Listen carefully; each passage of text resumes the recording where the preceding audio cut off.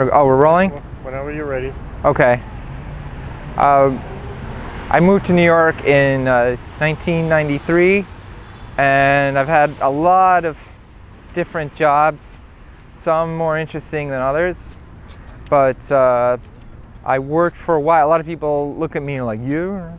But I worked at BET for 2 years. I was working the teleprompter, and I learned a lot about hip hop. So every now and then, they had a technical problem.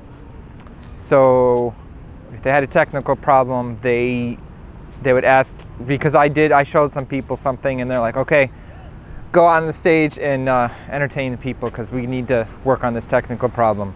So the thing I would do for them would be my Kermit the Frog imitation, and they liked it. And actually I did it once for my son when he was like a year and a half, and he was just like in his crib and he started laughing. So but anyway, here it goes.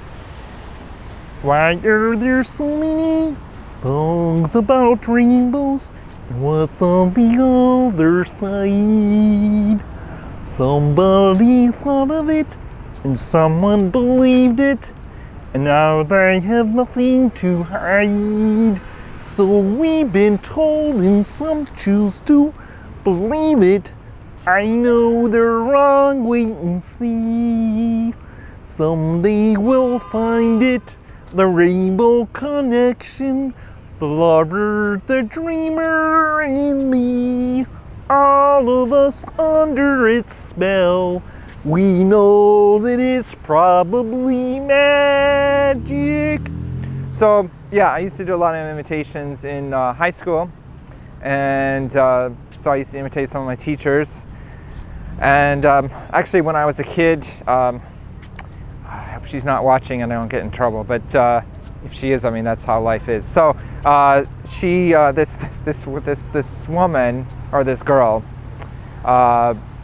used to on my bus used to give me a hard time,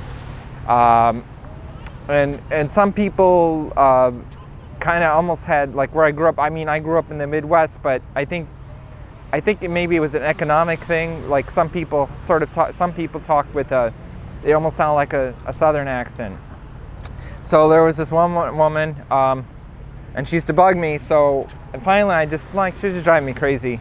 So I just said exactly what she was saying to me, and I imitated her, and everybody on the bus was laughing, and she said stop. So I didn't, I left her alone. But here's what she used to say: "Hey Chandler, you wear your cute tennis shoes today? Hey Chandler, did you wear your cute tennis shoes today?" So that's what I used to do. That's what I used to do in private. And then when she just couldn't, like, I was like, had enough. But I used to imitate some of my teachers. I had, well, here's the thing. I can do impression of God. Okay, are you ready? I have to get into character first, okay? Okay, hold on. Well, there you go again. So I remember God was president, or I guess a lot of people think this is God, in the 1980s. He was president in the 1980s. He had an acting career, and it wasn't going too well after a while, so he became president. So God was president, but I'm just thinking, like, if God had decided, instead of running for president, to host a TV show, like a talk show, maybe if he had lost the 1980 election, he could have had a TV show.